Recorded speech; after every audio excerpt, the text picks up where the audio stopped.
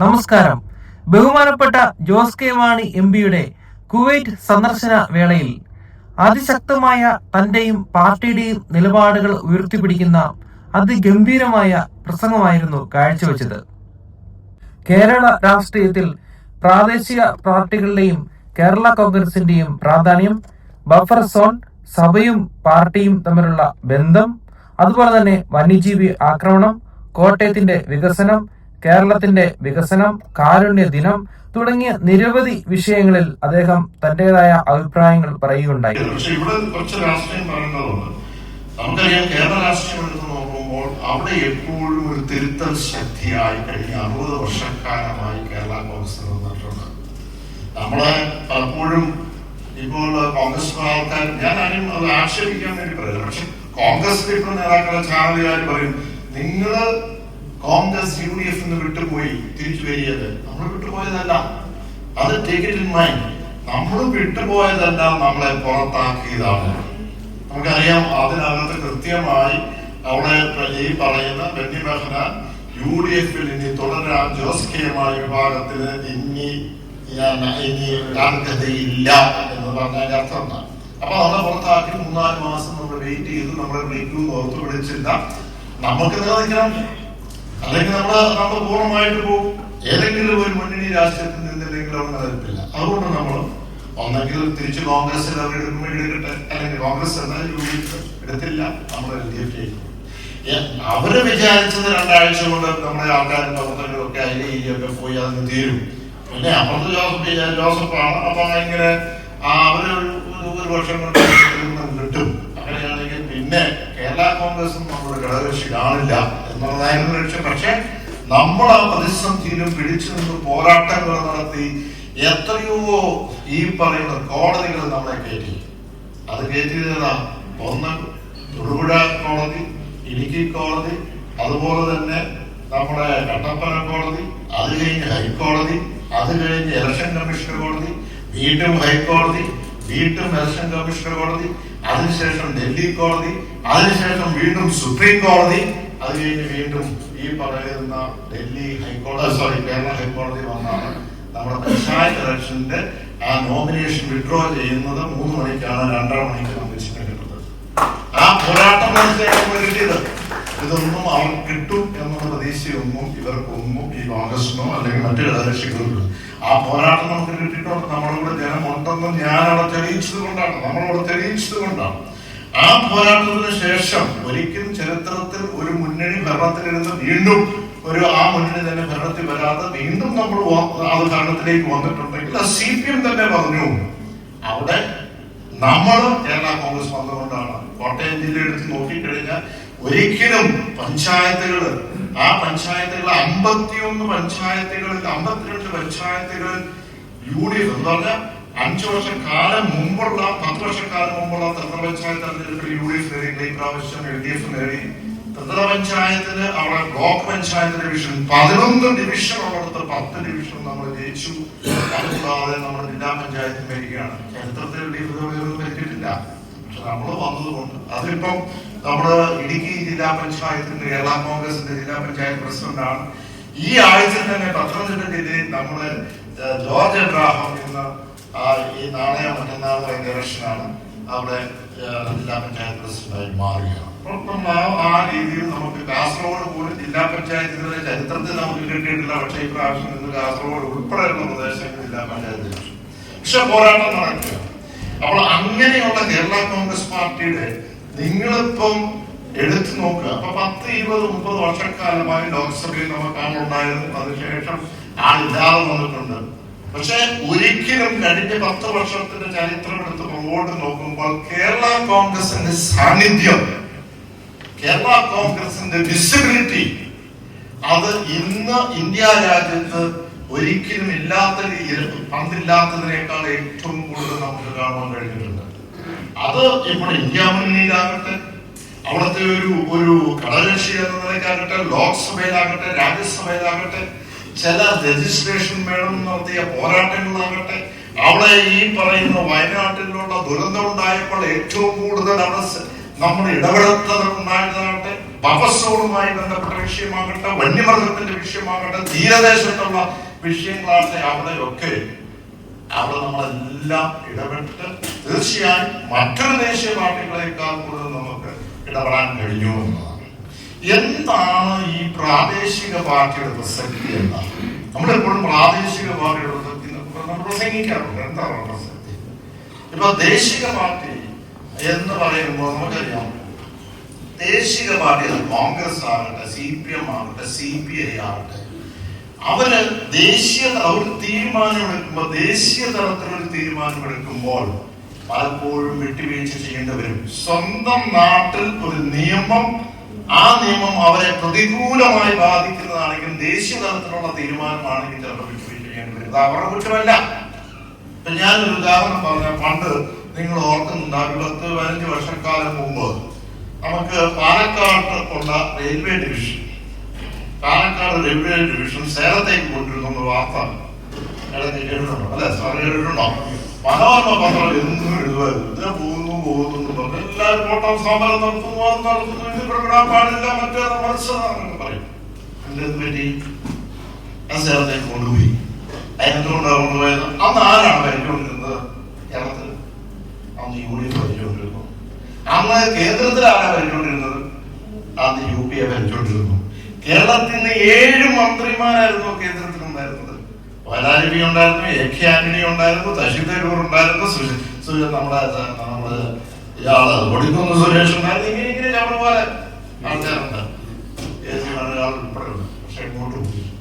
അവിടെ ദേശീയ തലത്തിലുള്ള ഒരു തീരുമാനം എടുത്തപ്പോൾ പ്രാദേശിക കക്ഷിയായ DMK പറയുന്നത് കേൾക്കേണ്ടി വന്നു. ഇനിയിപ്പോൾ ഈ പറയുന്ന ദേശീയ തലത്തിലുള്ള പല തീരുമാനങ്ങളും, റബ്ബറിന്റെ കാര്യമാകട്ടെ, അത് മുല്ലപ്പെരിയാറിന്റെ കാര്യമാകട്ടെ, പലപ്പോഴും ഞാനത് നിയമങ്ങൾ കൊണ്ടുവരുമ്പോൾ, ആ നിയമങ്ങൾ കൊണ്ടുമ്പോൾ ഇപ്പോൾ ചില കേന്ദ്ര പദ്ധതികളുണ്ട്. ആ പദ്ധതികളൊക്കെ ഇപ്പോൾ പ്രൈം മിനിസ്റ്റേഴ്സിന്റെ ഈ പറയുന്ന നമ്മുടെ PMGSY റോഡുകളുണ്ട്. ആ റോഡുകളുടെ നിയമം കൊണ്ടുവരുമ്പോൾ അവർ പറയും 8 മീറ്റർ വീതി വേണം, ഗ്രേഡിയന്റ് വരാൻ പാടില്ല. പക്ഷെ ഇവിടെ 8 മീറ്റർ വീതിയൊക്കെ നമുക്കിവിടെ കിട്ടാൻ പ്രയാസകരത്തിൽ ഗ്രേഡിയന്റ് ഏറ്റവും ഇറക്കം കാണും. പക്ഷെ അതൊക്കെ യോജിച്ചതും മറ്റു പ്രദേശങ്ങളിൽ ഇങ്ങനെ പറഞ്ഞെടുക്കുന്ന മറ്റു പ്രദേശങ്ങളിൽ അവർക്ക് വേണ്ടി മാത്രമുള്ള നിയമം. ആ നിയമം വരുമ്പോൾ എന്ത് പറ്റും? നമുക്ക് വിട്ടുവീഴ്ച, ഈ പറയുന്ന പാർട്ടികളൊക്കെ വിട്ടുവീഴ്ച, അവർ ഭരിക്കുകയാണെങ്കിൽ വിട്ടുവീഴ്ച ചെയ്യേണ്ടി വരും. പക്ഷേ ഒരു പ്രാദേശിക പാർട്ടിയാണെങ്കിൽ വിട്ടുവീഴ്ചയില്ലാത്ത നിലപാടെടുക്കാനായിട്ട് അവർക്ക് കഴിയുമെന്നുള്ളതാണ്. സ്വന്തം സംസ്ഥാനത്തിന്റെ, കേരളത്തിന് വേണ്ടി, കേരളത്തിന്റെ മക്കൾക്ക് വേണ്ടി, ആ മണ്ണിന് വേണ്ടി തീരുമാനമെടുക്കാം. ആ തീരുമാനം വിട്ടുവീഴ്ച, അങ്ങനെ തീരുമാനം എടുക്കണമെങ്കിൽ എന്ത് ചെയ്യണം? ആ പ്രാദേശിക പാർട്ടി ആ സംസ്ഥാനത്തിന്റെ ഭരണത്തിന് നേതൃത്വം കൊടുക്കാൻ കഴിയണം. അപ്പൊ നമ്മളിപ്പം കഴിഞ്ഞ ദിവസം ഇന്നും കണ്ടു, ബീഹാറിൽ കഴിഞ്ഞ പ്രാവശ്യം എന്താകട്ടെ നെഗറ്റീവിൽ ഒരു പോസിറ്റീവ് ഉണ്ട്. കഴിഞ്ഞ ബജറ്റ് ദുരന്തമുണ്ടായി എന്ന് പറഞ്ഞ് 25,000 കോടി രൂപയാണ് ബീഹാർ കൊടുത്തത്. ഇവിടെ ഈ സംഗതി ഇവിടെ വിഴിഞ്ഞത്ത്, നമ്മുടെ വയനാട്ടിൽ നടന്നു 5 പൈസ എത്തുന്നില്ല. ഇവിടെ ആന്ധ്രാപ്രദേശിൽ 10,000 കോടി രൂപ കൊടുത്തു. ഒരു പക്ഷേ അവരുടെ അലയൻസ് ഉണ്ടായിരിക്കും, പക്ഷെ അവർക്ക് ഡിക്റ്റേറ്റ് ചെയ്യാൻ കഴിയും. കാരണം ആ സംസ്ഥാനത്തിന് നേതൃത്വം കൊടുക്കുന്ന പ്രാദേശിക പാർട്ടി ആയതുകൊണ്ട് തന്നെയാണ് അവിടെ. അപ്പോൾ പലപ്പോഴും നമ്മൾ കാണുന്നത്, ഈ പറയുന്ന ഇന്ത്യ മഹാരാജ്യത്ത് പല സംസ്ഥാനങ്ങളുണ്ട്, അവിടെ തന്നെ പല കൾച്ചറുണ്ട്, അവിടെ പല ഹാബിറ്റ്സ് വ്യത്യാസമുണ്ട്.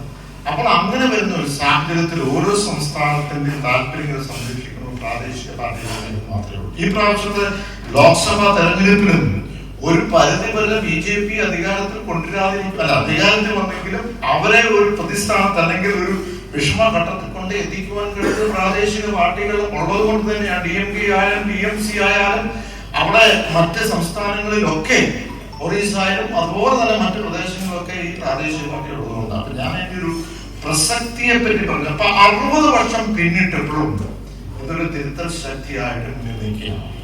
നമുക്കൊരു യങ് ജനറേഷൻ ലീഡേഴ്സ് ഉണ്ട്. ഇനി നമുക്ക് വേണ്ട യുവാക്കളെ ഇതിലേക്ക് കൊണ്ടുവന്ന് അധികം നമുക്ക് കൊണ്ടുവന്ന് ഇതിനെ ഒരു ശതാബ്ദത്തിലേക്ക് കൊണ്ടുവരിക എന്നുള്ളതാണ്. അപ്പോൾ എപ്പോഴും നമ്മൾ ഓർത്തോണം, ഒരു പ്രാദേശിക പാർട്ടിയെ തകർക്കാൻ എന്താണ് ഏറ്റവും എളുപ്പം?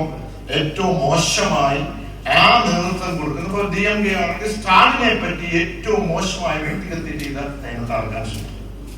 അതല്ലെങ്കിൽ YSR ആണെന്നുണ്ടെങ്കിൽ ജഗൻമോഹനെ പറ്റി വ്യക്തിഗത ചെയ്ത, അല്ലെങ്കിൽ അവിടുത്തെ തെലുങ്ക് ദേശമാണെങ്കിൽ നായിഡുവിനെ പറ്റി ഈ വ്യക്തിഗത ചെയ്ത്, ഏത് പ്രാദേശിക പാർട്ടിയെ സംബന്ധിച്ചിടത്തോളം ആ പാർട്ടിയുടെ നേതൃത്വത്തെ അവിടെ വ്യക്തിഹത്യ ചെയ്ത് ഇല്ലായ്മ ചെയ്തതാണ് ഏറ്റവും ബെസ്റ്റ് വേ അതിനെ തകർക്കാൻ. ഇതിന്റെ ഒരു ശ്രമം കൂട്ടായ്മയായിട്ട് കൂട്ടത്തിലുള്ളവരും പുറത്തുള്ളവരും കേരളത്തിലൊക്കെ കേരള കോൺഗ്രസിനെ തകർക്കാൻ മാണിസാറുള്ളപ്പോഴും നോക്കി. പക്ഷെ അവിടെ ഒന്നും നമ്മൾ തകർന്നില്ല. ഇതിന്റെ ഇടയ്ക്കും മാണിസാറിന്റെ വേർപാടിന് ശേഷം നോക്കി, പക്ഷെ നമ്മൾ തകർന്നില്ല എന്നുള്ളതാണ്. നമ്മുടെ ശക്തിയായിട്ട് മുന്നോട്ട് പോവുകയാണ്. ഇനി വരാൻ പോകുന്നത് എന്താ? ഇനി വരാൻ പോകുന്നത് നമുക്കറിയാം, ലോക്സഭാ തെരഞ്ഞെടുപ്പ് പോകുന്നു. ലോക്സഭാ തെരഞ്ഞെടുപ്പിന്റെ രാഷ്ട്രീയം വേറെയായിരുന്നു. ലോക്സഭാ തെരഞ്ഞെടുപ്പിൽ നമുക്കറിയാം ആന്റി ഇൻകംബൻസി ഉണ്ട്, ഇടതുപക്ഷത്തിന്റെ കാര്യത്തിലൊക്കെ ആന്റി ഇൻകംബൻസി വന്നു. അതനുസരിച്ച് കോൺഗ്രസ് പാർട്ടി വന്നു. അവിടെ ഒരു ജോലിയും ചെയ്തിട്ടല്ല. നിങ്ങളിപ്പോ കോട്ടയം ജില്ല തന്നെ എടുത്ത ലോക്സഭയിൽ അവിടെ ഒരു 30% വീടുകൾ മാത്രമേ അവർ വന്നിട്ടുള്ളൂ. നമ്മൾ പോയി പരിശോധിച്ചു. പക്ഷെ ജനം അവിടെ വോട്ട് ചെയ്തു, അവർ ജയിച്ചു. അവിടെ രാഷ്ട്രീയം എന്താണ്? കേന്ദ്രത്തിൽ അവിടെ BJP മാറ്റി നിർത്തണം, കോൺഗ്രസ് അധികാരത്തിൽ വന്നു, ആന്റി ഇൻകംബൻസി എവിടെയുണ്ട്, ഇതാണ്. ഇനി പഞ്ചായത്ത് തെരഞ്ഞെടുപ്പ് വരുന്നു. ആ പഞ്ചായത്ത് തെരഞ്ഞെടുപ്പിൽ ഏറ്റവും പ്രധാനമായി സുപ്രധാനമായും അവിടെ ഏറ്റവും സാധ്യതയുള്ളത് ഒരു പ്രാദേശിക പാർട്ടിക്കാണ് എന്ന് പറഞ്ഞാൽ കേരള കോൺഗ്രസിനാണ്. കാരണം എന്താ? ആ കാരണം എന്താ ചോദിച്ചാൽ, ഒരു തെരഞ്ഞെടുപ്പിന് വരുമ്പോൾ ഒരു വാർഡിൽ ഒരാൾ നിൽക്കുമ്പോൾ അത് പഞ്ചായത്ത്, ഗ്രാമപഞ്ചായത്ത് തന്നെ ബ്ലോക്ക് ആക്കുക. എല്ലാ പഞ്ചായത്തും ചില രാഷ്ട്രീയമുണ്ട്. പക്ഷെ ഈ പറയുന്ന തെരഞ്ഞെടുപ്പിൽ ഒരിക്കലും അവിടുത്തെ രാജ്യത്തിന്റെ രാഷ്ട്രീയമല്ല, സംസ്ഥാനത്തിന്റെ രാഷ്ട്രീയമല്ല, ഒരുപക്ഷെ പ്രാദേശികമായ രാഷ്ട്രീയം സംസാരിക്കും. അതല്ലെങ്കിൽ അത് സ്ഥാനാർത്ഥി ആരാണിത്, അതാണ് ഏറ്റവും പ്രധാനം. അവിടെ സ്ഥാനാർത്ഥി അവിടുത്തെ ഉള്ള ആളുകൾക്ക് അറിയാൻ, അവർക്കൊരു കുടുംബ ബന്ധമുണ്ടോ, ഇതാണ് നമ്മൾ നോക്കുന്നത്. എപ്പോഴും ഇവിടെ ഉള്ളവർക്കൊക്കെ അറിയാം. അങ്ങനെ നോക്കുമ്പോൾ ഏറ്റവും കുടുംബ ബന്ധമുള്ള ഒരു രാഷ്ട്രീയ പ്രസ്ഥാനം കേരള സംസ്ഥാനത്ത് അത് കേരള കോൺഗ്രസ് ആണ്. പാൻസാർ എപ്പോഴും പറയാറുണ്ട്, ഇത് ഒരു രാഷ്ട്രീയ പ്രസ്ഥാനത്തിനൊപ്പം ഒരു കുടുംബമാണ്. ഞാൻ ആരെങ്കിലും ഞാനൊരു മെമ്പർഷിപ്പ് കൊടുക്കുന്നുണ്ടെങ്കിൽ, കേരള കോൺഗ്രസിലേക്ക് കടന്നു വരുന്നുണ്ടെങ്കിൽ, ഞാനാണ് പറയാറുള്ളത് കേരള കോൺഗ്രസ് കുടുംബത്തിലേക്ക്, പാർട്ടി എന്നല്ല പറയുന്നത്, കേരള കോൺഗ്രസ് കുടുംബത്തിലേക്ക് സ്വാഗതം. ഒരു കുടുംബമായി നിൽക്കുന്ന എത്ര തകർക്കാൻ നോക്കിയാലും തകരില്ല. പക്ഷെ ഒരിക്കലും CPM-നോ CPI-ക്കോ കോൺഗ്രസ് പാർട്ടിക്കോ ഞങ്ങൾക്കാണ് ഏറ്റവും കുടുംബ ബന്ധമുണ്ട് എന്ന് പറയാൻ കഴിയില്ല. അപ്പോൾ അവിടെ ദേശീയ രാഷ്ട്രീയമല്ല, അവിടെ പ്രാദേശികമായി ആ സ്ഥാനാർത്ഥിയും കുടുംബ ബന്ധമാണ് നോക്കുന്നത്. ആ കുടുംബ ബന്ധം നോക്കുമ്പോൾ അവർക്ക് ഈ പറയുന്ന കോൺഗ്രസ് പാർട്ടിക്കോ CPM-നോ ഒരു ചലഞ്ചുമില്ല, ഒരു സാധ്യതയുമില്ല. പക്ഷെ സാധ്യതയുള്ളത് കേരള കോൺഗ്രസ് പാർട്ടിക്ക് സ്ഥാനാർത്ഥിയെ നിർത്തുക, നമുക്ക് ജയിക്കുക എന്നുള്ളതാണ്. അത് വലിയൊരു ലക്ഷ്യമാണ്. ഇവിടെ നിൽക്കുമ്പോൾ തീർച്ചയായും നിങ്ങൾ വിദേശത്തായിരിക്കും, ചിലപ്പോൾ വോട്ട് കണ്ടില്ലാതിരിക്കും. പക്ഷേ ഏറ്റവും കൂടുതൽ ശക്തി എന്ന് പറയുന്നത് ഇവിടുന്ന് ഒരു സ്വരം കേരളത്തിലേക്ക് വരിക എന്നുള്ളത്. നിങ്ങളുടെ സുഹൃത്തുക്കളുടെ അടുത്ത്, നിങ്ങളുടെ കുടുംബങ്ങളുടെ അടുത്ത് കേരള കോൺഗ്രസിനെ പറ്റി, സ്ഥാനാർത്ഥിയെ പറ്റി സംസാരിക്കുമ്പോൾ അവിടെയുള്ള നിങ്ങള്, അല്ലെങ്കിൽ അവിടെ ആക്റ്റീവായിട്ട് നിൽക്കുന്ന ആരെങ്കിലും കേരള കോൺഗ്രസിന്റെ ഒരു നേതാവ് പറയുന്നതിനേക്കാൾ ശക്തിയും മഹത്വവും ഉണ്ട് ഇവിടെ നിങ്ങൾ ഓരോരുത്തരും പറയുമ്പോൾ. അത് തീർച്ചയായും ഒരു തെരഞ്ഞെടുപ്പ് വരുമ്പോൾ ആ ഒരു കാര്യത്തിലേക്ക് നമുക്ക് നീങ്ങുന്നുണ്ട്. പക്ഷെ അങ്ങനെയുള്ള ഒരു തീർച്ചയായും എല്ലാ തെരഞ്ഞെടുപ്പിലും നിങ്ങളുടെ ആ ബന്ധവും, അതുപോലെ സുഹൃത്ത് ബന്ധവും, നിങ്ങളുടെ ആ പിന്തുണയെല്ലാം എപ്പോഴും ഉണ്ട്. അത് കൂടുതൽ ജാഗ്രതയോടുകൂടി നമുക്ക് മുന്നോട്ട് പോകേണ്ടതുണ്ട്. അപ്പോൾ എന്റെ വാക്കിനെ ഞാൻ ചുരുക്കുക. നമുക്ക് ഞാൻ ഇപ്പോൾ പറയാം, നമ്മളിപ്പോൾ കഴിഞ്ഞ ദിവസം നമ്മുടെ കേരള സംസ്ഥാനത്ത് ഞാൻ ഇടുക്കിയൊക്കെ ആരൊക്കെ ചോദിക്കാൻ കാരണം, ആ മേഖലയോട് അല്ലെങ്കിൽ വനത്തിനോട് കയറി കിടക്കുന്ന, അതിനോട് ചേർന്ന് കിടക്കുന്ന കർഷകരും, അത് മാത്രമല്ല ഇന്നിപ്പം താഴ്വരയിലുള്ള ഒരു ഈ വന്യമൃഗത്തിന്റെ വിഷയമുണ്ട്, ബഫർ സോണിന്റെ വിഷയമുണ്ട്, ഈ പറയുന്ന പട്ടയത്തിന്റെ വിഷയമുണ്ട്, ഇങ്ങനെ പല പല വിഷയങ്ങളുണ്ട്. പക്ഷെ ഇവിടെ എല്ലാം വളരെ ശക്തമായി ഇടപെടുവാൻ ഇപ്പൊ ബഫർ സോണിന്റെ വിഷയം. എന്താണ് ബഫർ സോൺ? കേന്ദ്രത്തിന്റെ ബഫർ സോണുമായി ബന്ധപ്പെട്ടുള്ള ഒരു വീട്ടിൽ വന്നത് പരിസ്ഥിതി മന്ത്രാലയം പറഞ്ഞു, ബഫർ സോൺ എന്ന് പറഞ്ഞ ഒരു ബഫറാണ്. എന്ന് പറഞ്ഞാൽ വനത്തിന്റെ മരം കഴിഞ്ഞാൽ മിനിമം 1 കിലോമീറ്റർ അല്ലെങ്കിൽ 10 കിലോമീറ്റർ വരെ 10 അല്ലെങ്കിൽ 1 കിലോമീറ്റർ വരെ ഒരു ബഫർ കൊടുക്കണം, ഒരു ഷോക്ക് അബ്സോർബർ എന്ന് പറഞ്ഞാൽ അതിലേക്ക് ആള് കയറുമ്പോൾ ആ വനത്തിനെ നശിപ്പിക്കുകയോ വന്യമൃഗത്തിനെ നശിപ്പിക്കുകയോ പാടില്ല. അതാണ് വന്നത്. അപ്പോൾ അത് ദേശീയ തലത്തിലൊക്കെ കൊടുത്തെങ്കിലും ഏറ്റവും കൂടുതൽ ബാധിക്കാൻ പോകുന്നത് കേരള സംസ്ഥാനമാണ്. എന്തുകൊണ്ട് കേരള സംസ്ഥാനം? ഇതുമായി ബന്ധപ്പെട്ട എത്രയോ ചർച്ചകൾ വന്നു, നിയമങ്ങൾ വന്നു, പാർലമെന്റ് ചർച്ച ചെയ്തു. ഞാനൊരു റിപ്പോർട്ട് ഉണ്ടാക്കി, 40 പേജിന്റെ റിപ്പോർട്ട്. അതിനൊരു എംപവർ കമ്മിറ്റിയുടെ ഡൽഹിയിൽ അവർ പോയി കൊണ്ട് കൊടുത്തു. അതിനകത്ത് നമ്മൾ വാദിച്ചത് എന്താണ്? ഇന്ന് ഈ രാജ്യത്ത് ഏറ്റവും കൂടുതൽ ഫോറസ്റ്റ് ഉള്ളത്, റിസർവ് ഫോറസ്റ്റ് ഉള്ളത് തമിഴ്നാട്. അപ്പൊ നമ്മൾ കമ്പയർ ചെയ്ത് തമിഴ്നാടോ അല്ലെങ്കിൽ ആന്ധ്രയോ അല്ലെങ്കിൽ നമ്മളെ കർണാടകയോ അല്ല, അവിടെയൊക്കെ 22-23% ഉണ്ടെങ്കിൽ നമുക്ക് 26% കേരളത്തിലുണ്ട്. ഈ കൊച്ചു കേരളത്തിലുണ്ട്. ഈ കൊച്ചു കേരളത്തിൽ നമ്മൾ ഓർക്കണം, കേരളത്തിന്റെ 69.4% റെസ്ട്രിക്റ്റഡ് ഏരിയ ആണ്. റെസ്ട്രിക്റ്റഡ് ഏരിയ എന്ന് പറഞ്ഞാൽ ഒന്ന് CRS കടലിന്റെ അവിടെ, ആറിന്റെ തീരത്ത്, ഇതെല്ലാം restricted area. Wetland restricted area, buffer zone, ഈ വനത്തിനോട് ചേർന്ന് കിടക്കുന്ന റെസ്ട്രിക്റ്റഡ് ഏരിയ എന്ന് പറഞ്ഞാൽ ജീവിക്കുവാൻ, വികസനം നടത്താൻ, കൃഷി ചെയ്യുവാൻ 30.6% മാത്രമേ ഉള്ളൂ കേരളത്തിൽ. അവിടെയാണ് വീണ്ടും ബഫർ സോൺ എന്ന് പറയുന്നത്. അപ്പൊ നമ്മൾ പറഞ്ഞു ഏറ്റവും കൂടുതൽ നമുക്ക് വനം എവിടെയാണുള്ളത്. അതിനേക്കാൾ ഇപ്പൊ ഗ്ലോബൽ വാർമിംഗ്. ഗ്ലോബൽ വാർമിംഗ് എന്താ? ആ പേര് തന്നെ എന്തിനാ ഗ്ലോബൽ വാർമിംഗ് ഈ ലോകരാഷ്ട്രങ്ങൾ ഇട്ടത്? ഇപ്പൊ ഡെവലപ്പിംഗ് കൺട്രീസിനും കൂടെ ഇതിനെ പരിചാരിക്കാൻ വേണ്ടിയിട്ടാണ്. ഗ്ലോബൽ വാർമിംഗ് ഉണ്ടായിരിക്കുന്ന ഇപ്പോൾ അമേരിക്ക പോലുള്ള വലിയ രാജ്യങ്ങൾ അവർ ശ്രദ്ധയോടുകൂടി ചെയ്യാത്ത വികസനം നടത്തിയപ്പോൾ അതിലുണ്ടായ ഒരു റിപ്പർക്കഷനാണ് ഇതുണ്ടായത്. അപ്പോൾ അവരെന്ത് ചെയ്തു? Global warming. അവിടെ നഷ്ടപ്പെട്ട കാർബൺ അബ്സോർബ് ചെയ്യാൻ പറ്റുന്ന മരങ്ങളില്ലാത്തത് കൊണ്ട് നിങ്ങൾ ഡെവലപ്ഡ് രാജ്യത്ത് പോയി മരം ഉണ്ടാക്കുക, അതിന് വലിയ ലോബിയാണ്, അതിന് കോടികളാണ് കാർബൺ അബ്സോർപ്ഷൻ എന്ന് പറയുന്നത്. ആ ലോബി ഇന്ന് ഇപ്പോൾ ഇന്ത്യയിലേക്ക്, കേരളത്തിലേക്ക് വന്നിരിക്കുകയാണ്. നിങ്ങൾ വനം കൂട്ടണം, വൃക്ഷം കൂട്ടണം, വന്യമൃഗത്തിനെ കൂട്ടണം. അപ്പോൾ എന്താണ് അതിന് അവരുടെ ഒരു തിയറി എന്ന് പറയുന്നത്? അവിടെ ഒരു ഫോറസ്റ്റ് കവറാണ് എന്ന് പറഞ്ഞാൽ വനാവരണം. നമ്മൾ എത്ര വലിയ വൃക്ഷങ്ങൾ വെച്ചു, ഒരു തേക്ക് വെച്ചു, എത്ര വെച്ചു, ഇതിനെല്ലാം പൈസ, ഒരു തേക്ക് വളർന്നു വരുമ്പോൾ പൈസ അങ്ങോട്ട് പോകും. അപ്പോൾ അങ്ങനെയുള്ള ലോബി വന്നിരിക്കുക. അങ്ങനെ നോക്കിയാലും ഇന്ന് ഏറ്റവും കൂടുതൽ വനാവരണമുള്ളത്, വിഷാവരണമുള്ളത് എന്ന് പറഞ്ഞാൽ ഇന്ന് അത് കേരളത്തിലാണ്. ഈ കൊച്ചു കേരളത്തിലാണ്. മറ്റ് സംസ്ഥാനങ്ങളിൽ വനാവരണമുള്ളത് തമിഴ്നാട്, കർണാടക, ആന്ധ്രയൊക്കെ എടുത്താൽ 24, 25, 26%. ഇന്ന് കേന്ദ്രം ലക്ഷ്യമെടുക്കുന്നത് ഇന്ത്യയിൽ ശരാശരി 5 വർഷം കഴിഞ്ഞതിന് ശേഷം 33% മാറ്റണമെന്നാണ്. പക്ഷേ ഇന്ന് കേരളത്തിൽ 54% ഫോറസ്റ്റ് കവറാണ്. എന്ന് പറഞ്ഞാൽ പരിസ്ഥിതിയെ നശിപ്പിക്കുന്നത് കർഷകരല്ല, പരിസ്ഥിതിയെ സംരക്ഷിക്കുന്ന കർഷകരാണ്. അതുകൊണ്ട് ഞാൻ അവിടെ പറഞ്ഞത്, ഇന്ന് പാർലമെന്റിനകത്തും പുറത്ത് 1 ഇഞ്ച് ഭൂമി പോലും വനം ഇനി വർദ്ധിപ്പിക്കേണ്ട കാര്യമില്ല. ബഫർ സോൺ എടുത്താലും പട്ടയം എടുത്താലും അത് ഈ പറയുന്ന വന്യമൃഗത്തിന്റെ എടുത്താലും ഇവിടെ എല്ലാ വിഷയം എന്താ? പരിസ്ഥിതി സംരക്ഷിക്കുക, വനം കൂട്ടുക, ഇത് തന്നെയാണ് ലക്ഷ്യം. പക്ഷെ നമുക്ക് അതിന്റെ ആവശ്യമില്ല. 1 ഇഞ്ച് ഭൂമി കൂട്ടുക. പക്ഷെ അത് പറയും, അതിന്റെ അനുസരിച്ച് അതിന് ഒരു റിപ്പോർട്ട് തയ്യാറാക്കി. അന്ന് അസംബ്ലിക്കകത്ത് പോലും പറഞ്ഞു, ഏതാ റിമോട്ട് സെൻസിങ് വഴി നിങ്ങൾ കണക്കെടുത്താൽ പോരാ, ഗ്രൗണ്ട് ലെവലിൽ. നമ്മളാ പറഞ്ഞ കേരള കോൺഗ്രസ്, PD സതീശൻ അവിടെ മുഖ്യമന്ത്രിയോട് പറഞ്ഞു. മുഖ്യമന്ത്രി ഇപ്പൊ മനസ്സ് മാറിയത് എന്തുകൊണ്ടാണ്? ജോസ് കെ മാണി കേരള കോൺഗ്രസ് പറഞ്ഞിട്ടല്ലേ? എനിക്ക് അതിനോട് കേട്ടോന്ന് 2 പ്രാവശ്യം പറയുകയുണ്ടായി. അവിടെ നമ്മൾ ഇടപെട്ടു. വന്യമൃഗത്തിന്റെ വനം നിയമ ഭേദഗതി ബില്ലിൽ ഞാൻ ചുരുക്കുകയാണ് കൂട്ടി പോകുന്നത്. അവിടെയും നമ്മൾ കൃത്യമായി മുഖ്യമന്ത്രി കണ്ടിട്ട് പറഞ്ഞു, ഇത് തെറ്റാണ്, ഒരു കാരണവശാലും നിയമഭേദഗതി കൊണ്ടുവരുന്നത്.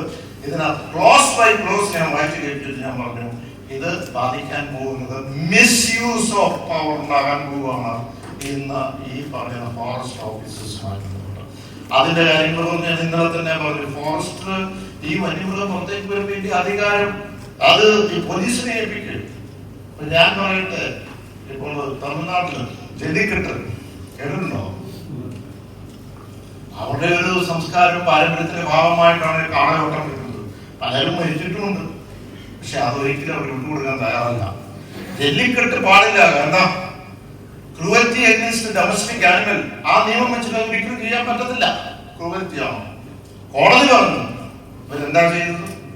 അവിടെ അവിടുത്തെ പ്രാദേശിക കക്ഷികളെല്ലാം കൂടെ കൂടിയിട്ട് മരീന ബീച്ചിൽ രാത്രി 1:30 മണിക്ക് 3 ലക്ഷം പേര് സോഷ്യൽ മീഡിയയിൽ ഒന്നുകൂടി നിയമം മാറ്റേണ്ട വന്നു.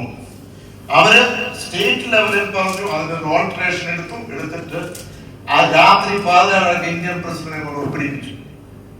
അതാണ് പ്രാദേശിക പാർട്ടിയുടെ അത് അവിടുത്തെ ആ സംസ്കാരം ശരിയോ തെറ്റോ വേറൊരു കാര്യം, റൂവൽത്തിലുണ്ടെന്ന്. പക്ഷെ ഞാൻ പറഞ്ഞു വരുന്നത് ഇതൊക്കെ ഇടപെടലുകൾ ഏറ്റവും കൂടുതൽ നടത്തിയത് കേരള കോൺഗ്രസ് ആണ്. എന്തെങ്കിലും കർഷകരുടെ വിഷയമാണ്, ഇതോടെ വിഷയമാണ് നമ്മളെ വിമർശിക്കും. കാരണം വിമർശിക്കട്ടെ, കാരണം കേരള കോൺഗ്രസ് വിചാരിച്ചാൽ കേരള കോൺഗ്രസ് ഇടപെട്ടാൽ ഇതിന് പരിഹാരം കാണും എന്ന് നമ്മുടെ ആൾക്കാർ വിശ്വസിക്കുന്നുണ്ട്. ഇടപെടണമെന്നാണ് പറയുന്നത്. അത് വിമർശനത്തിനൊന്നും കുഴപ്പമില്ല. പക്ഷെ വ്യക്തിഹത്യ ചെയ്യുന്നുണ്ടെങ്കിൽ അവിടെ നിങ്ങൾ കാണണം, നിങ്ങൾ ഇടപെടണം.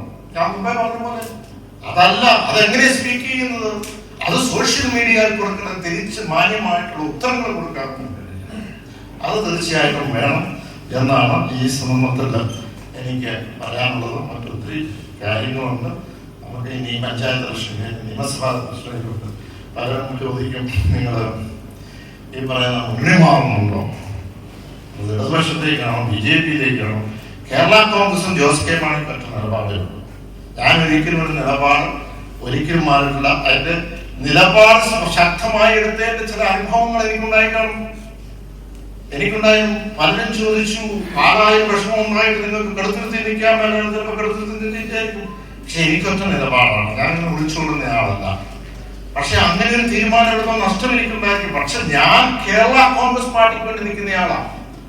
വ്യക്തിപരമായ നഷ്ടങ്ങൾ എനിക്കുണ്ടാകാം, ഉണ്ടായി എന്നെനിക്കറിയാം, ഉണ്ടാകും എന്നെനിക്കറിയാമായിരുന്നു. പക്ഷെ ഞാൻ കേരള കോൺഗ്രസ് വേണ്ടി നിൽക്കുന്നയാളാണ്, ആ പാർട്ടിക്ക് വേണ്ടി നിൽക്കുന്നയാളാണ്.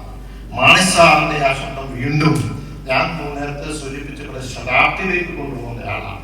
അപ്പോൾ ആ പാർട്ടിയെ മുന്നോട്ട് നയിക്കേണ്ടത് നമ്മുടെ എല്ലാവരുടെയും ഉത്തരവാദിത്വമാണ്. അപ്പോൾ നമുക്ക് വേണ്ടത് ഇവിടെ നമ്മൾ നിൽക്കുമ്പോഴും ഇവിടെ ഇരുന്ന് നമുക്ക് ശബ്ദിക്കാൻ കഴിയണം. അത് ആ രീതിയിൽ നമുക്കൊരു സ്വരം ഉണ്ടാകണം. ഇപ്പം എന്ത് പറഞ്ഞാലും BJP ആണെങ്കിലും ലോകരാഷ്ട്രങ്ങളിലുള്ള അവരുടെ ആളുകൾ ഇരുന്ന് ഇങ്ങനെ പബ്ലിസിറ്റി കൊടുത്തുകൊണ്ടിരിക്കുകയാണ്. അമേരിക്കയിലാണ്, യൂറോപ്പിലാണെങ്കിലും എവിടെയാണെങ്കിലും അതിനുള്ള തന്ത്രങ്ങൾ അവർ ചെയ്യും. പക്ഷെ നമുക്ക് ഇത്രയും ബലവും ശക്തിയും ഉണ്ട്, നമുക്കിത് പോലെ ഇതിന്റെ അപ്പുറത്തേക്ക് നമുക്ക് ചെന്നെത്താൻ കഴിയണം എന്ന് മാത്രമാണ് ഈ സന്ദർഭത്തിൽ പറയാൻ. എടുക്കുന്ന വിഷയങ്ങൾ നമ്മുടെ വിഷയം കൂടെ ആയിരിക്കും. ഇപ്പൊ വന്യമൃഗത്തിന്റെ വിഷയം സഭ ഏറ്റെടുത്തല്ലോ, നമ്മളും ഏറ്റെടുത്തല്ലോ. ഈ വിഷയം ഞാൻ ഹാൻഡിൽ ചെയ്ത് കഴിഞ്ഞപ്പോൾ, അത് കഴിഞ്ഞതിന് ശേഷം അവിടെ അങ്ങനെ ഒരു തീരുമാനമെടുത്തതിന്റെ ഏറ്റവും പ്രധാനപ്പെട്ട കാരണം കേരള കോൺഗ്രസ് നിലപാട് കൃത്യമായിട്ട് അറിയിച്ചതുകൊണ്ടാണ്. ഈ തീരുമാനം പറഞ്ഞു കഴിഞ്ഞപ്പോൾ എന്നെ 3 പിതാക്കന്മാരെ വിളിച്ചു പറഞ്ഞു, അത് ജോസ് കെ മാണി, ഞാൻ കൺഗ്രാജുലേഷൻ, നിങ്ങൾ ഇടപെട്ടതുകൊണ്ട് മാത്രമാണ് എന്ന് പറഞ്ഞു. സഭയ്ക്ക് അങ്ങനെയൊന്നുമില്ല. ഇപ്പോൾ മാണി സാറിനോട് ചോദിക്കണം, മാണി സാർ സഭയുടെ ആളായിരുന്നു. മാണി സാറ് ഇത് ക്രിസ്ത്യൻസിനും കാത്തലിക്സിനും വേണ്ടി സംസാരിക്കുന്ന മാത്രം സംസാരിക്കുന്ന ആളായിരുന്നു. നിങ്ങളെടുത്ത് ചോദിക്കുക, ഞാൻ SNDP വെള്ളാപ്പുഴ നടേശന്റെ അടുത്ത്, അല്ലെങ്കിൽ സുകുമാരനാരുടെ അടുത്ത് NSSന്റെ, അല്ലെങ്കിൽ ഈ പറയുന്ന മുസ്ലിം ലീഗിന്റെ ഈ പാണക്കാട് ചോദിക്കുക, അവരുടെ എല്ലാം വ്യക്തമായിരുന്നു മാണി സാർ. എങ്ങനെ മാണി സാർ ഒരിക്കലും ക്രിസ്ത്യൻസിന് വേണ്ടി വാദിക്കാനല്ലേ? ക്രിസ്ത്യൻസിന്റെ വിഷയങ്ങള്, ക്രൈസ്തവരുടെ വിഷയങ്ങൾ പൊതുസമൂഹത്തിന്റെ വിഷയമാക്കാൻ മാറ്റി. അവിടെയാണ്. ഇവിടെ വന്യമൃഗത്തിന്റെ വിഷയം ക്രിസ്ത്യൻസിന്റെ വിഷയമാണ് അല്ലല്ലോ, അത് പൊതുസമൂഹത്തിന്റെ വിഷയമായിട്ട് മാറ്റുക. അവിടെയാണ് നമ്മൾ ലീഡർഷിപ്പ് എടുക്കേണ്ടത്. അതുകൊണ്ട് സഭയായിട്ട് ഈ പറയുന്ന വിഷയങ്ങള് അങ്ങനെ അവിടെ നടന്നു, അതുകൊണ്ടാണ് ഇതുകൊണ്ട് അവിടെ പൊളിറ്റിക്സ്, ഞാൻ പറയുന്നത് പാലായി പലതരത്തിലുള്ള പൊളിറ്റിക്സ് നടന്നു. ആ പൊളിറ്റിക്സിൽ ഞാൻ നേരത്തെ സൂചിപ്പിച്ച പോലെ പലതരത്തിലുള്ള വ്യക്തിഹത്യ നടന്നു. അത് കാരണം ഞാൻ പോരാട്ടം നടത്തി. എനിക്ക് മൗനമായിട്ട് അവിടെ ഇരുന്നിട്ട് എന്നെ ഒതുങ്ങി നിന്നിട്ട് അവിടെ നിൽക്കുകയും ചിലപ്പോൾ ജയിച്ചാൽ അങ്ങനെ നിന്ന് പോവുകയും ചെയ്യാം. പക്ഷെ അവിടെ കേരള കോൺഗ്രസ് പാർട്ടി എന്ന് തീർന്നു പോകും. അവിടെ ആ നിലപാട് എടുത്തതെന്ന് മാത്രമേ. കോട്ടയം ഞാൻ സൂചിപ്പിച്ച പോലെ ആദ്യ ലോക്സഭയിലേക്ക് വന്നു കഴിഞ്ഞപ്പോൾ ഞാൻ പെട്ടെന്ന് പറഞ്ഞു, ഞാൻ തന്നെ ആദ്യമൊരു എഡ്യൂക്കേഷൻ പാർട്ടി മാറ്റണം. അതാണ് നമ്മുടെ സ്ട്രെങ്ത്. നമ്മുടെ വീക്ക്നെസ്സിനെ കയറി പിടിച്ചിട്ട് അതിനെ സ്ട്രെങ്ത് ആക്കാൻ നമുക്ക് ചിലപ്പോൾ സമയം എടുക്കും, പറ്റിയില്ലാന്ന് വരും. നമ്മുടെ സ്ട്രെങ്ത് നമ്മൾ സ്ട്രോങ് ആക്കുക, എക്സലന്റ് ആക്കുക. അപ്പൊ ലാൻഡ് ഡെവലപ്പേഴ്സിന് ഞാൻ ഈ പറഞ്ഞ പോലെ ട്രിപ്പിളായിട്ട് നിങ്ങളൊക്കെ കുട്ടികളെ കൂടി ഇരിക്കുമ്പോൾ ഇന്ന് ഏറ്റവും കൂടുതൽ കുട്ടികളുള്ള 2000 കുട്ടികളുണ്ട്. കഴിഞ്ഞ 5 വർഷം കൊണ്ടാണ് Indian institute of information technology IIT exam തന്നെയാണ്. IT-യുമായി ബന്ധപ്പെട്ട് എന്നറിയാം, IT സാങ്കേതിക വിദ്യയുമായി ബന്ധപ്പെട്ട ഏറ്റവും നല്ല സ്ഥാപനം 250 കോടി രൂപയുടെ വലകൂലിയാണ്. അത് കണ്ടിട്ടുള്ളവരൊന്നും ഈ നോക്കാവോ?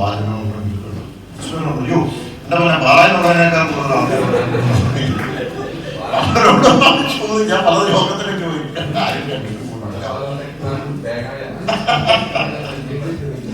അപ്പം അവിടെയുള്ള ആളുകൾ ഇപ്പൊ ആനയെ തെറ്റി ഓടിക്കാനായിട്ട് ബീഹൈവ് എന്ന് പറഞ്ഞ തേനീച്ചയുടെ സൗണ്ട് കൊടുത്താൽ ഓടിപ്പോകും. അത് ഡെവലപ്പ് ചെയ്തിരിക്കുക. അവര് തെങ്ങ കയറാണ്ട അവർ റിമോട്ട് വെച്ചിട്ട് മിഷൻ കയറി തന്നെ പറ്റിയുള്ള സാധനങ്ങൾ ഇതൊക്കെ അവർ ഡെവലപ്പ് ചെയ്യുകയാണ് മൾട്ടിനാഷണൽ കമ്പനീസുമായിട്ട്. Indian institute of mass communication ജേർണലിസവുമായി ബന്ധപ്പെട്ട് രണ്ടാമത്തെ ഇവിടെ നമ്മുടെ കേന്ദ്ര വിദ്യാലയം, അതുപോലെ സയൻസ് സിറ്റി, അതുപോലെ നമ്മളിപ്പോ ഈ പറഞ്ഞ പോലെ പാസ്പോർട്ട് ഓഫീസ്, പാസ്പോർട്ട് വിദേശത്തേക്ക് പോകുന്ന പാസ്പോർട്ട് പണ്ട് റീജിയണൽ ഓഫീസ് എന്ന് പറഞ്ഞാൽ തിരുവനന്തപുരത്ത് എറണാകുളം മാത്രമേ ഉള്ളൂ. ആദ്യത്തെ പാസ്പോർട്ട് കേരള സംസ്ഥാനത്ത് അത് പത്തനംതിട്ടയിലോ ഇടുക്കിയിലോ അല്ലെങ്കിൽ ആലപ്പുഴയിലോ ഒന്നുമല്ല. ഇപ്പോഴും പത്തനംതിട്ടയാണെന്ന് എനിക്ക് തോന്നുന്നില്ല, പക്ഷെ കോട്ടയത്ത് കൊണ്ടുവന്ന് നമ്മളാണ് ആദ്യമേ കൊണ്ടുവന്നത്. അപ്പോൾ ഈ കാര്യങ്ങളെല്ലാം പക്ഷെ കോട്ടയത്തെ പട്ടണം ഇവിടെ ആരാണ്ട് സൂചിപ്പിച്ചതുപോലെ കോട്ടയം പട്ടണം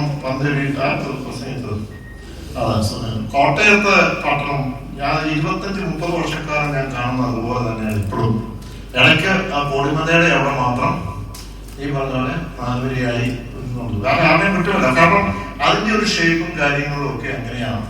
പിന്നെ ഇപ്പൊ ഒരു കാണാൻ മാത്രം തന്നെ ഒരു ആകാശപാത ഇങ്ങനെ നിൽപ്പുണ്ട്. എപ്പോഴാ ഇനി അത് വീഴുന്നത്? ഞാൻ അവിടെ ഒരു കാര്യം പറഞ്ഞു, ഈ കോടിമലയുടെ ഓപ്പോസിറ്റ് സ്ഥലമുണ്ട്, ചതുപ്പ് നിലവായിട്ട് നടക്കുന്നത്. അവിടെ ഞാനൊരു 10 വർഷക്കാലം 8 വർഷക്കാലം മുമ്പ് ലോക്സഭയിലായിരുന്നപ്പോൾ 8 വർഷക്കാലം ഞാനൊരു പ്രപ്പോസൽ, അത് ഏതാണ്ട് 300 ഏക്കർ സ്ഥലമുണ്ട്. അവിടെ ഒരു ദിവസവും നടക്കില്ല, പക്ഷെ വെറ്റ്ലാൻഡാണ്. അവിടെ മുമ്പിൽ നമ്മൾ കണ്ട ഒരു പ്രൈവറ്റ് ലാൻഡ് കുറച്ച് ഫ്ലാറ്റ് മംഗളത്തിന്റെയും സ്കൈലൈനിന്റെയും ഫ്ലാറ്റ് അവിടെ വന്നിട്ടില്ല. അപ്പുറത്തേക്കൊന്നുമില്ല. അവിടെ താമസിക്കുന്ന 3-4 പേരൊക്കെ ഉള്ളൂ. അപ്പൊ ആ സ്ഥലം എടുത്തിട്ട് അതിന്റെ അടുത്തൂടെ നമുക്ക് കാണാം കൊടൂരാവ്, കോടിമലയുടെ ആ പാലമുണ്ടോ, ആ പാലത്തിന്റെ എഴുതിയത് കൊടൂരാവ്. അങ്ങോട്ട് പോകുന്നു. നമ്മുടെ റെയിൽവേ ലൈന് നാട്ടൻ ഗസ്റ്റ് ഹൗസിന്റെ താഴോട്ട് നമുക്കറിയാം, ലൈന് ആ കണ്ടത്തിൽ കൂടിയാണ് അങ്ങോട്ട് പോകുന്നത്. ആ സ്ഥലം എടുത്തിട്ട് അവിടെ ഒരു മൊബിലിറ്റി ഹബ്ബ് സ്ഥാപിക്കണം എന്ന് പറഞ്ഞ് ഞാൻ പത്രസമ്മേളനം നടത്തി. പിന്നെ മനോരമയിലൊക്കെ ഒരു പേരാണ് ടീം പറഞ്ഞ വാർത്ത വന്ന് ഭയങ്കര പ്രൊമോഷനായിരുന്നു. അത് എന്താണെന്ന് ചോദിച്ചു കഴിഞ്ഞാൽ അവിടെ ഒരു മൊബിലിറ്റി ഹബ്ബ് വേണമെങ്കിൽ റെയിൽവേ വേണം, അവിടുത്തെ റോഡ് ട്രാൻസ്പോർട്ട് വേണം, അതോടൊപ്പം തന്നെ വാട്ടർ ട്രാൻസ്പോർട്ട് വേണം. അതാണ് മൊബിലിറ്റി ഹബ്ബ് എന്ന് പറയുന്നത്. അതിന് ഏറ്റവും യോജിച്ച സ്ഥലമാണത്. അതിനുവേണ്ടി പ്രോജക്റ്റ് ഉണ്ടാക്കി. അതിനു വേണ്ടിയിട്ട് ഞാൻ മമതാ ബാനർജി എന്ന റെയിൽവേ മിനിസ്റ്റർ എന്നൊക്കെ പറഞ്ഞു ഒരു കോച്ചിങ് ടെർമിനൽ കോട്ടയത്ത് കൊണ്ടുപോകും എന്ന് പറഞ്ഞാൽ ആ നാട്ടിൽ റെയിൽവേ സ്റ്റേഷന്റെ ആ ലൈൻ പോകുന്നിടത്ത് ഒരു 50 ഏക്കർ സ്ഥലം അവിടെ ഉണ്ട്. 50 ഏക്കർ സ്ഥലം എടുത്ത് അവിടെ കോച്ചിങ് ടെർമിനൽ എന്ന് പറഞ്ഞാൽ ട്രെയിൻ അവിടെ ടെർമിനേറ്റ് ചെയ്യുകയും ട്രെയിൻ അവിടെ നിന്ന് സ്റ്റാർട്ട് ചെയ്യുകയും ചെയ്യാൻ പറ്റും. എന്നാലേ കോട്ടയം എപ്പോൾ എന്നാ വരുന്നത് എല്ലാ ആലപ്പുഴ പോയി കൊച്ചുവേളി ചെല്ലും, അവിടുന്ന് ട്രെയിൻ ചെയ്തിട്ട് വീണ്ടും വിടും. അപ്പൊ നമുക്ക് കൂടുതൽ ട്രെയിൻ വേണമെങ്കിൽ അവിടെ ഒരു കോച്ചിങ് ടെർമിനൽ വേണം. ഇവിടെ പ്രഖ്യാപിച്ചു, അത് കഴിഞ്ഞ അടുത്ത വർഷം നിയമത്തിൽ പ്രഖ്യാപിച്ചു. ഇത് രണ്ടും അതോടൊപ്പം തന്നെ ഈ കൊടൂരാറിൽ കൂടെ വള്ളം വരുന്നു. ഇതിനകത്ത് ലോങ് ഡിസ്റ്റൻസ് ബസ്സിന്റെ ഡിപ്പോ വരുന്നു. ഇതിന്റെ ഇവിടെ നമുക്ക് റെസിഡൻഷ്യൽ ഉണ്ടാവും, തിയേറ്റർ ഉണ്ടാവും, ഫീൽഡ് ഉണ്ടാവും, ഇതെല്ലാം ഉണ്ടാവും. അവിടെ ഇതിനകത്ത് വാട്ടർ ബോഡീസ് ഉണ്ടാവും. ഇത് എങ്ങനെയാ ചെയ്യുന്നത്? 5 പൈസ ഇതെല്ലാം പ്രൈവറ്റ് വ്യക്തികളുടെ നോക്കണം ഈ സ്ഥലത്ത്. അപ്പൊ ഞാൻ ആ പ്രൈവറ്റ് വ്യക്തികളെല്ലാം വിളിച്ചു പറഞ്ഞു, നിങ്ങൾക്ക് ഇതൊന്നും ചെയ്യാൻ പറ്റില്ല, കൃഷി ചെയ്യാനും പറ്റില്ല, കാരണം അത് വെള്ളക്കെട്ടായിരുന്നെങ്കിൽ അവിടെ ഒരു ഡെവലപ്മെന്റ് സമ്മതിക്കുകയല്ല, സാങ്ഷൻ കിട്ടുന്നില്ല. അപ്പൊ എപ്പോഴും കിട്ടത്തില്ല. അപ്പൊ ഞാൻ പറഞ്ഞു, നിങ്ങളൊരു കാര്യം ചെയ്യും, ഞാൻ 30% ഇതിന് ഡെവലപ്മെന്റ് റൈറ്റ് തരാം എന്ന് പറഞ്ഞാൽ 1 ഏക്കർ നിങ്ങളെ നിർത്താൻ 30% നിങ്ങൾക്ക് വിട്ടുതരും, നിങ്ങൾക്ക് എന്ത് വേണമെങ്കിലും പറയാം. അപ്പൊ ഇവരെല്ലാം ഫ്രീ ആയിട്ട് തരാമെന്ന് പറഞ്ഞു. ഇതൊരു ഗവൺമെന്റിന്റെ പ്രോജക്റ്റ് ആയിട്ട് മൊത്തമായിട്ട് എടുത്താൽ നമുക്ക് ഇതിന് സാങ്ഷൻ ചെയ്യാം. പക്ഷെ വാട്ടർ ബോഡീസ് വെഹിക്കിളൊക്കെ വെച്ചുകൊണ്ട് വേണം ചെയ്യാൻ. ഇത് നമ്മൾ ഇതെല്ലാം റെഡിയാക്കി അന്ന് മനസ്സാറിന് 5 കോടി രൂപ സ്റ്റാർട്ടിങ് ആയിട്ട് കിട്ടും. പല കമ്പനികളും ഫോർവേഡ് ആയിട്ട് വന്നു, PPP മോഡലാണ്. അവർ വന്നു, മഹീന്ദ്ര വന്നു, അവർ മുഴുവൻ ഡ്രോയിങ് ഉണ്ടാക്കി. കിറ്റ്കോ വന്നു, മഹീന്ദ്ര വന്നിട്ട് പറഞ്ഞു ഈ പറഞ്ഞ സ്ഥാപനങ്ങളെല്ലാം ഉണ്ടാകും. ഒരിക്കലും 50 വർഷം കഴിഞ്ഞാലും ഒരു ട്രാഫിക് ജാം ഉണ്ടാവില്ല. കാരണം നമ്മൾ ഡിസൈൻ ചെയ്തത് ഇതിനകത്തോട്ട് ഒരാൾ വണ്ടിയായിട്ട് വന്നാൽ പാർക്കിംഗ് ടവർ ഉണ്ട്, അവിടെ വണ്ടി ഇട്ടിട്ട് അവിടെ യൂട്ടിലിറ്റി ബസ് ഉണ്ട് അത്ര ഓടിക്കൊണ്ടിരിക്കുന്നത്, അതിനകത്ത് ഏരിയ പോകാൻ പറ്റുള്ളൂ, അത് സൈറ്റായിട്ട് പോകണം. അപ്പൊ ഒരിക്കലും ട്രാഫിക് ജാം ഉണ്ടാവില്ല. അപ്പോൾ ആ രീതിയിലോട്ട് ഡിഫൈൻ ചെയ്തെല്ലാം കൊണ്ടുവന്നു. അത് കൊണ്ടുവന്നതിന് ശേഷം നമ്മള് മഹീന്ദ്ര വന്നിട്ട് പറഞ്ഞു, നിങ്ങളൊരു കാര്യം ചെയ്യാം, ഇത് വിട്ടുക, ഇതിന്റെ പണം കൊണ്ട് ഞങ്ങൾ തന്നു. 30 കൊല്ലം കൊണ്ട് ഇതിന്റെ 40% ഞങ്ങള് ആദ്യം പണം തീർന്നു കഴിഞ്ഞാൽ മുനിസിപ്പാലിറ്റി കൊടുക്കും, 60% ഇതിന്റെ ലോൺ അടയ്ക്കാൻ ഞങ്ങൾ ഉപയോഗിക്കും. 30-35 കൊല്ലം കഴിയുമ്പോൾ ഇവിടെ ഹാൻഡിന്റെ ഓവർ. അപ്പോൾ അതിങ്ങനെ എല്ലാം പറഞ്ഞു. അപ്പൊ കുറച്ച് സമരമൊക്കെ നടക്കാൻ പറഞ്ഞു. അന്ന് നമ്മൾ UDF സമരം നടത്തി, UDF സമരം നടത്തി. ജോസ്കേമാനെ കൊണ്ടുവരാൻ നോക്കി. ഇത് കഴിഞ്ഞ് കുറച്ച് കഴിഞ്ഞപ്പം അത് കൂടെ റോഡ് പറയാൻ പേരൊന്നും പറഞ്ഞു, റോഡ് വന്നു. ഈരേക്കടവിൽ വനിതയാണ് താഴെ കൊണ്ടപ്പോൾ റോഡ് അപ്പുറത്ത് പോയി ആ റോഡ് പോയി. ആ റോഡ് കൊണ്ടുപോകുന്നത് ഇതുപോലെ തന്നെ ആ റോഡിന് ഇനിഷ്യേറ്റീവ് എടുത്ത ആൾ പോയി പറഞ്ഞു, നിങ്ങൾക്ക് ഞാൻ 30 ജോസ്കേമാണെന്ന് പറഞ്ഞിട്ട് 50% അതാണ് റൈറ്റ്. അപ്പം 50 പോയിട്ട് ഒരു സെന്റ് പോലും പറഞ്ഞിട്ടില്ല. കാരണം ഒറ്റ പ്രൊജക്റ്റായിട്ട് ചെയ്തിട്ടില്ല. പക്ഷെ ഇത് ചെയ്തിരുന്നെങ്കിൽ അവിടെ ഇതുപോലൊരു സ്ഥാപനം അല്ലെങ്കിൽ ഈ പറഞ്ഞ സൗത്ത് ഇന്ത്യയിൽ കാണില്ല.